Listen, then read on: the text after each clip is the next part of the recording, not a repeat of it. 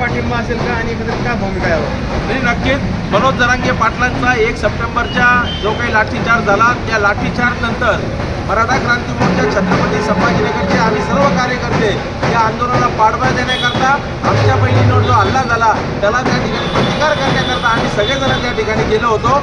त्या दिवसापासून तर आत्ताच्या दिवसापर्यंत आम्ही मनोज जरांगेंच्या प्रत्येक लढ्यात सोबत आहोत. या ठिकाणी मनोज जरांगेंची समाज या ठिकाणी पाठिंबा देत असताना शासन मात्र वेगवेगळे परिपत्र काढून मनोज जरांगेंची दिशाभूल करते.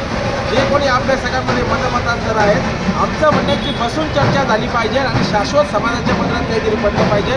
मनोज जरांगेंच्या अगोदर आम्ही हे आंदोलन डिक्लेअर केलं होतं आणि म्हणून आज 9 ऑगस्टचा क्रांती दिवस आहे. याच क्रांती चौकातून आजच्या 10 वर्षापूर्वी जगाने जो मोर्चा बघितला तो पहिला क्रांती मोर्चा या संभाजीनगरमधून छत्रपती शिवरायांना अभिवादन करून निघाला होता. या सर्व मागण्यांच्या सहित आजही 10 वर्षानंतर मराठा समाजाला जर काही न्याय मिळत नसेल तर या सरकारला जवाब देऊ आंदोलनाच्या माध्यमातून आम्ही उपोषण सुरू केलं आहे. 29 तारखेला होणारं आंदोलन सुद्धा समाजाचं आहे.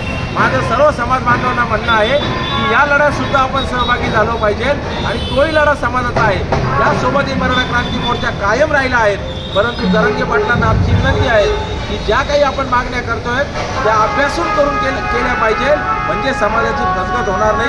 लाखोंच्या सभा झाल्या, कोटींच्या सभा झाल्या, 58 मोर्चे झाले, पण समाजाची जर का सरकार दिशाभूल करत असेल तर मनोज जरांगेंनी आता आपल्या सगळ्यांची भूमिका ऐकून घेतली पाहिजे आणि सरकारला त्या पद्धतीने भेटीस धरून त्या मागण्या मान्य करून घेतल्या पाहिजे.